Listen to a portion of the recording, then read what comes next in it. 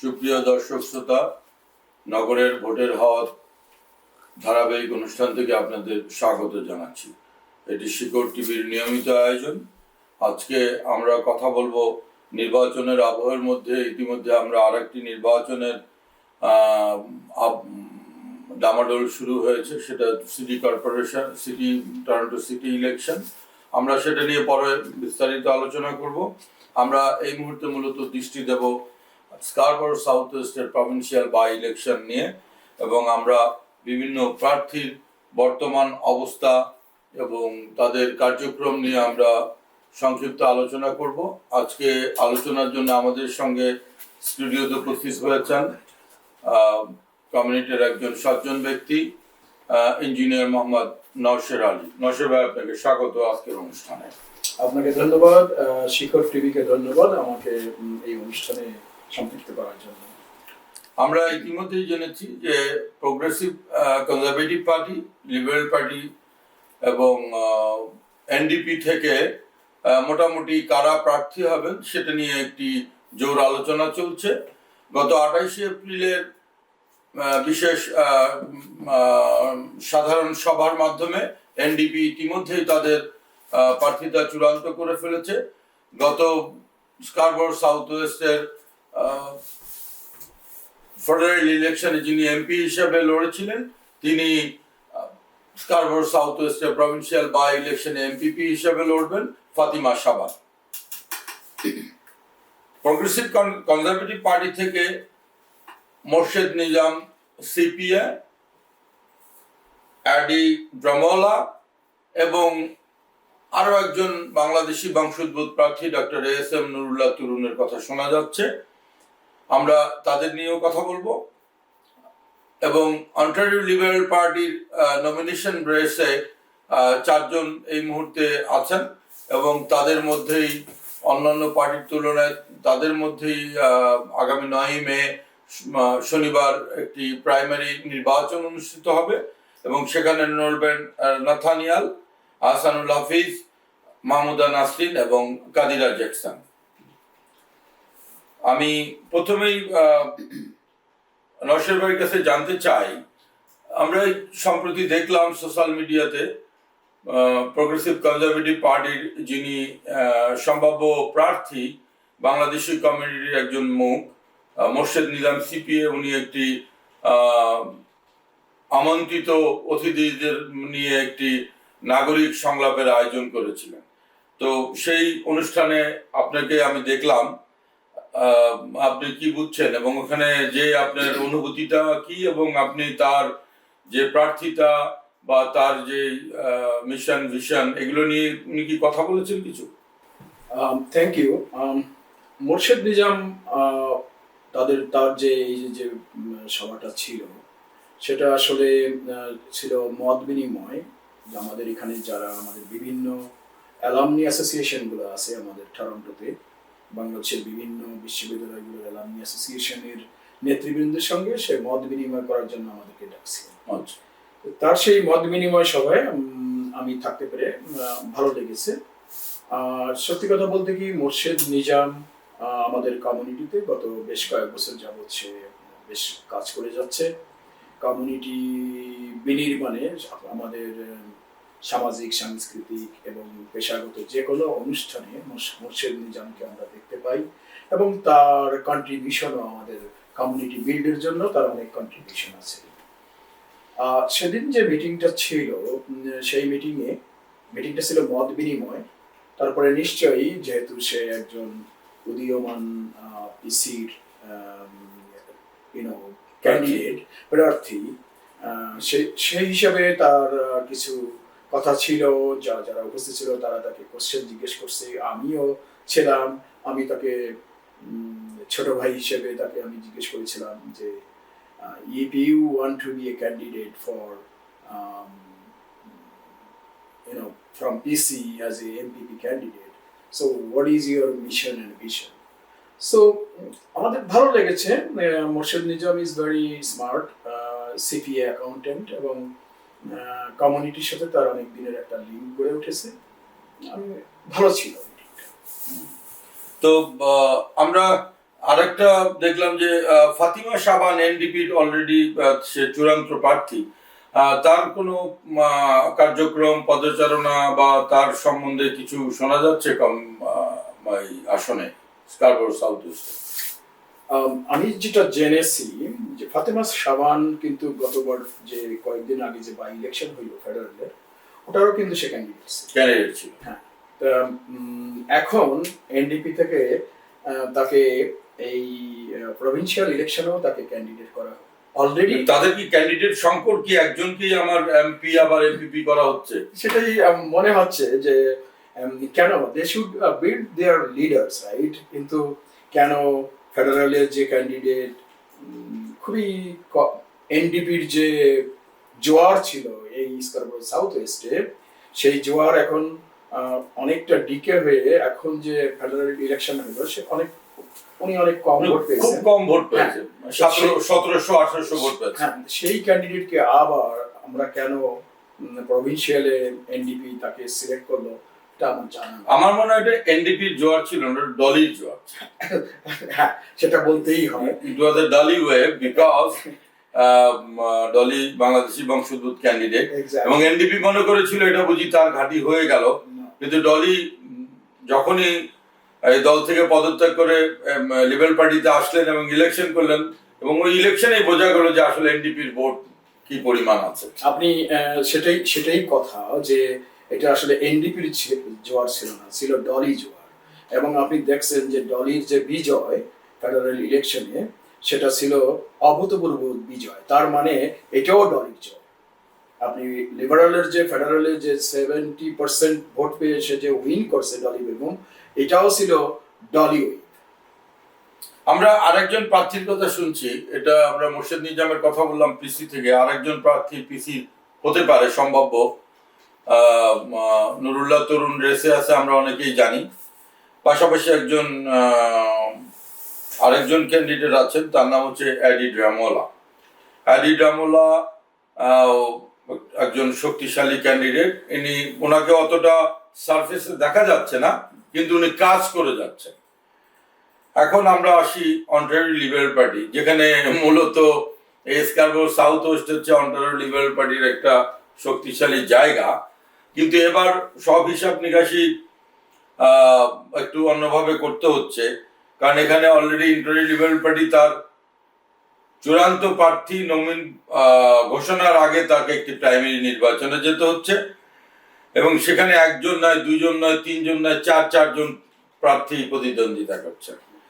তার মধ্যে আছেন বিচেস স্টুর্কের এমপি নাথানিয়াল, আছেন Liberal Party of Canada Ontario vice president Ahsanul Hafiz, আছেন immigration lawyer consultant Mahmuda Nasrin, এবং আছেন আরেকজন অ্যাটর্নি কাদিরা জ্যাকসন। ইতিমধ্যেই আমরা মাহমুদা নাসরিনের বিভিন্ন আলোচনা দেখেছি, অনুষ্ঠান দেখেছি। তো তার সম্বন্ধে আপনার অভিমত কি? উনি কিভাবে এগোচ্ছেন? ওনার কি অবস্থা, কি মনে হচ্ছে আপনার? আমি লিবারেল পার্টির ব্যাপারে আলোকপাত করার আগে আমি একটু পিসির যে ডক্টর নুরুল্লাহ তরুণের ব্যাপারে দু একটা কথা বলতে চাই।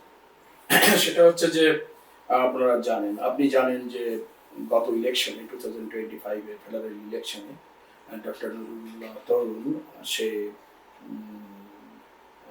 ইলেকশনে প্রতিদ্বন্দ্বিতা করেছিল, এবং সে কিন্তু রেকর্ড সংখ্যক বাংলাদেশি কমিউনিটি থেকে রেকর্ড সংখ্যক ভোট পেয়েছিল, প্রায় 17,000 ভোট পেয়েছিল, যেটা আগে পিসির কোনো ক্যান্ডিডেট পায়নি।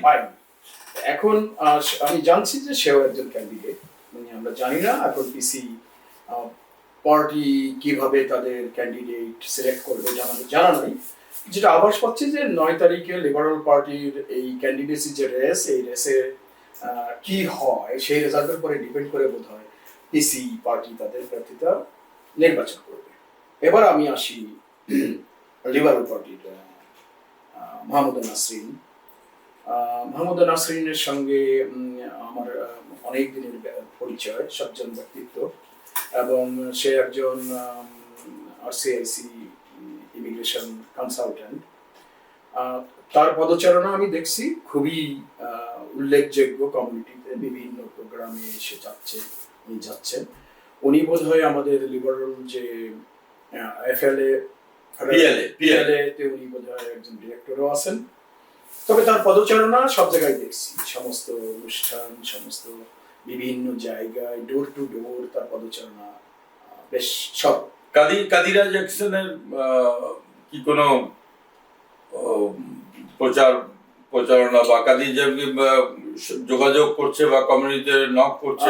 অবশ্যই কাদিরা জ্যাকসন যোগাযোগ করছে। তবে আপনি জানেন যে আমাদের মাহমুদা নাসরিন এবং হাফিজ এরা হচ্ছে বাংলাদেশি কমিউনিটিকে রিপ্রেজেন্ট করে, রাইট? তাদের পদচারণা আমরা যত সহজে চোখে পড়ে, কারণ বাংলাদেশি কমিউনিটিতে কাদিরা জ্যাকসনের পদচারণা হয়তো সেভাবে আমাদের কমিউনিটিতে পদচারণা অবশ্যই আছে, সেটা আমি জেনেছি। আচ্ছা আচ্ছা। আমাদের আরেকজন খুবই আলোচিত ক্যান্ডিডেট নাথানিয়াল, যিনি নট অনলি 2 বারের এমপি এবং অল্প কিছু 3 বারের এমপি এবং শর্ট টার্ম মন্ত্রীও ছিল ট্রুডোর মন্ত্রিসভায়। হঠাৎ করেই তিনি আসলেন যে উনি এমপিপি ইলেকশন করবেন এবং মানে ওনার ভিশনটাও পরিষ্কার যে উনি অন্টারিও লিবারেল পার্টির লিডারশিপ রেসে লড়বেন। আবার উনি একবার লড়ে হেরেছেন বডি ক্রম্বির সাথে, উনি আবার লড়বেন এবং উনি এবার আশাবাদী যে উনি জিতবেন এবং উনি প্রিমিয়ার হবেন, এরকম একটা ভিশন নিয়ে উনি আগাচ্ছেন। এবং ওনার সাথেও আমরা যতটুকু জানি যে আমাদের কমিউনিটি এবং অন্যান্য কমিউনিটির লোকজন বেশ জোরে সোরে কাজ করছে। এইটাকে কিভাবে দেখছেন?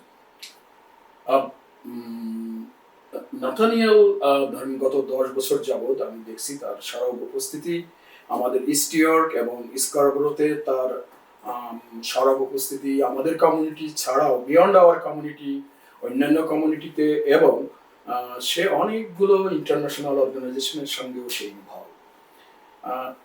সংক্ষেপে তার নামটাকে আমরা সবাই বলি নেট। হ্যাঁ, নেট। সো নেট আমি বলবো যে টপ 2-1 ক্যান্ডিডেট মধ্যে সে একজন। সজ্জন ব্যক্তি, আমাদের সঙ্গে তার ফ্রেন্ডশিপ, আমাদের কমিউনিটির যে কোনো অনুষ্ঠানে তাকে গত 10 বছর যাবত আমরা দেখতে পাচ্ছি। সে কিন্তু খুব অ্যাডপটিভ, জানেন? কারণ আমি লাস্ট ঈদে আমি একটা মসজিদে ঈদের নামাজ পড়ছিলাম, এত সুন্দর একটা পাঞ্জাবি সে পরেছে যে পাঞ্জাবিটা আমারও এরকম কোনো পাঞ্জাবি নাই, তাকে ভালোই লাগছিল। খুব অ্যাডাপটিভ, সে জানে যে কিভাবে অ্যাডাপ্ট করে আমার যাইতে হয়। সে অনেক কিছুর সাথে ইনভলভ, অনেক ইন্টারন্যাশনাল অর্গানাইজেশনের সঙ্গে ইনভলভ। সে বোধহয় কানাডা বাংলাদেশ সাম অর্গানাইজেশনের সঙ্গে ইনভলভ। সে বোধহয় বাংলাদেশেও ভিজিট করেছে একবার। Definitely he is one of the top strong candidate. তাকে তো মানে আমি মনে করি যে আমাদের বাংলাদেশি কমিউনিটি কিছু লোক তার জন্য কাজ করছে এবং অন্যান্য কমিউনিটিতেও he is one of the fittest candidate. কিন্তু আমি যেটা ফিল করি স্কারবোরো সাউথ ওয়েস্টের জন্য, যে উনি তো অলরেডি লিবারেল পার্টির এমপি আছেন। উনি সেখান থেকে রেজিগনেশন না দিয়ে উনি ওনার নিজের সিট থেকে ইস্ট ইয়র্ক থেকে উনি স্কারবোরো সাউথ ওয়েস্টে এসে ইলেকশন করার জন্য ক্যান্ডিডেট রেসে উনি সামিল হয়েছে। আমার কাছে যেটা মনে হচ্ছে যে ওনার কিন্তু উচিত ছিল যে আমাদের যেহেতু অলরেডি প্রুভড যে স্কারবোরো সাউথ ওয়েস্ট কিন্তু বাংলাদেশি আমাদের যারা লিডাররা আছে তারা কিন্তু Scarborough south west already represent করে Bangladeshi community. He would have shown his support and love to our community, so that তার যে সামনে যে লিডারশিপ রেস, ওই রেসে যেন আমাদের স্কারবোরো সাউথ ওয়েস্ট এবং ইস্ট ইয়র্কের যত বাংলাদেশি কমিউনিটি আছে, লিডাররা আছে, তারা যেন তার পিছনে ঝাঁপিয়ে পড়তো।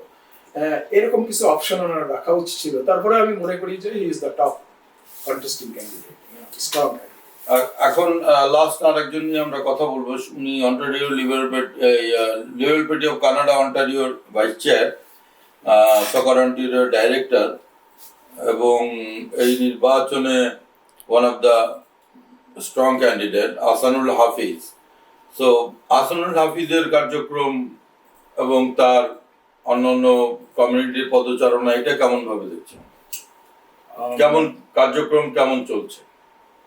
সত্যি কথা বলতে কি, আহসান হাফিজের পদচারণা কার্যক্রম এবং মেটের কার্যক্রম, এই দুইজনের সম্মিলিত যে কার্যক্রম চলছে লিবারেল পার্টির পক্ষে, যেটা হচ্ছে যে ক্যান্ডিডেট রেসের জন্য যে মেম্বার কালেকশন, অন্টারিও লিবারেল অ্যাসোসিয়েশনের যে মেম্বার কালেকশন চলছে, এটা লিবারেল পার্টিকে অনেক বেশি জনপ্রিয় করে তুলবে। অন্যদিকে আহসান হাফিজ আসলে আমি মনে করি যে আমাদের ডলি বেগমের পরে আহসানুল হাফিজ আমাদের বাংলাদেশি কমিউনিটির জন্য একজন promising smart and entrepreneur leader হিসেবে আবির্ভূত হয়েছে। তার কার্যক্রম আমাদের কমিউনিটির অধিকাংশ মানুষ তার কার্যক্রমকে সামনে এগিয়ে নিয়ে যাচ্ছে এবং তার জন্য আমাদের অবশ্যই শুভকামনা আছে। এটা শুভকামনা আমাদেরও থাকবে যে আমরা চাই যে এই বাংলা ভাষাভাষী এই আসনে স্কারবারো সাউথ ওয়েস্টে ওরকমই একজন মানুষ আসুক। আমরা liberal Party of Ontario liberal পার্টির যে নমিনেশন রেস, যেখানে যেই আসুক আমরা তার জন্য কাজ করব। কিন্তু আমরা আমাদের ওই যে একই কথা যেটা আপনি বললেন যে আগে যেমন আমরা ডলি বেগমকে একচ্ছত্র সমর্থন দিয়ে এসেছি, আমাদের ভাষার কারণে হোক, আমাদের বংশোদ্ভূত কারণে হোক, এবং এবার ফেডারেল বাই ইলেকশনে আমরা তাকে সেই প্রতিদানটা দিয়েছি। আমরাও চাই যে আসলে এরকম কেউ আসুক। কিন্তু আরেকটা জোর গুঞ্জন আছে বাজারে, সেটা হচ্ছে যে পিসি, আপনি যেটা একটু টাচ দিয়েছেন, তার কিন্তু ক্যান্ডিডেট ডিক্লেয়ার করে নাই। তারা মে 9-এর ওএলপি নমিনেশন রেসের ফাইনাল রেজাল্টের পরে তারা ইয়া করবে। তা আমরা শুনছি যে এমনও হতে পারে এই দুই পার্টির থেকে একই ভাষাভাষী প্রার্থী নাও হইতে পারে। যদি সে এর থেকে যদি বাংলা ভাষাভাষী হয়, বিতে আপনার অন্য ভাষার ক্যান্ডিডেট হবে, যাতে করে আপনার টোটাল ভোটারদেরকে মোবিলাইজ করা যায়। এবং পিসিও চাইছে বা ডগফোর্ড নিজেও চাইছে যে এই আসনটা যেহেতু সে এবার খুব স্ট্রংলি টার্গেট করেছে, সেইখানে ভোটার স্প্লিট হোক এমন কোনো কিছুতে যাবে না। আমরা শুনছি যে যদি লিবারেল পার্টির সে অন্য বর্ণের যদি কেউ হয়, ওখানে হয়তো বা পিসিতে এই বাংলা ভাষাভাষী কেউ চলে আসবে, বা যদি ওএলপিতে বাংলা ভাষাভাষী কেউ হয় তাহলে পিসিতে হয়তো বা অন্য বর্ণের কেউ চলে আসবে। এইটা নিয়ে কিন্তু খুব গত কয়েকদিন খুব কমিউনিটিতে কথাবার্তা হচ্ছে, এটা শুনেছেন আপনি? হ্যাঁ, আমার কাছেও সেই একই ইনফরমেশন। জানেন, আমরা একই কমিউনিটিতে থাকি। আপনি যেটা জানতে পারেন, আমার কাছেও ঘুরে ফিরে একই কথা আসছে যে পিসি তারা এখনো ক্যান্ডিডেট তারা সিলেক্ট করে নাই। কারণ হলো যে তারা দেখতে চায় লিবারেল পার্টি থেকে 9 তারিখের যে ইলেকশন রেস আছে, সেই রেসে কে আসছে সামনে, প্রার্থীটা কে, সেই প্রার্থীর উপরে ডিপেন্ড করে, যেটা আপনি বলেন মেইন স্ট্রিম থেকে যদি প্রার্থী হয় অথবা এথনিক কালচার থেকে যদি প্রার্থী হয়, এটার উপরে ডিপেন্ড করে কিন্তু পিসি পার্টি তাদের প্রার্থী সিলেক্ট করবে বলে আমার কাছে মনে হচ্ছে। ধন্যবাদ নসর ভাই। আমরা নগরের ভোটের হাওয়ায় আজকে শিকড় টিভি থেকে যে আমরা আলোচনাটা করলাম, এটা আমাদের ধারাবাহিক চলতেই থাকবে ইলেকশনের আগ পর্যন্ত। তো নসর ভাই, আপনাকে অনেক ধন্যবাদ, কষ্ট করে আপনি আমাদের স্টুডিওতে এসছেন, এবং আমরা চালিয়ে যাব। তবে আমরা সকল প্রার্থীর জন্য শুভকামনা, এবং সবাই আত্মবিশ্বাস নিয়ে আপনাদের কার্যক্রম পরিচালনা করবেন, সেখানে যেন অতি শব্দটি কোনোভাবেই যোগ না হয়ে যায়। কারণ আপনি জানেন আত্মবিশ্বাস ভালো, কিন্তু অতি শব্দ যোগ হয়ে গেলে কিন্তু এটা আপনার জন্য মহা বিপদ ডেকে আনতে পারে। এবং আমাদের এই সাউথ ওয়েস্টের ভোটাররাও অনেক সেন্সিটিভ, সুতরাং আপনার আচরণ, আপনার কথাবার্তা, আপনার সবকিছুতেই কিন্তু সমর্থন বা আপনার প্রতি বিরুদ্ধাচরণ দুটোই এটার মধ্যে নির্ভর করবে। আশা করি আপনারা আমাদের সঙ্গেই থাকবেন, শিকড় টিভির সঙ্গেই থাকবেন, অনুষ্ঠান দেখতে থাকবেন। আমরা আবার পরবর্তীতে এই নগরের ভোটের পরবর্তী পর্ব নিয়ে হাজির হব। সবাইকে ধন্যবাদ, ভালো থাকুন।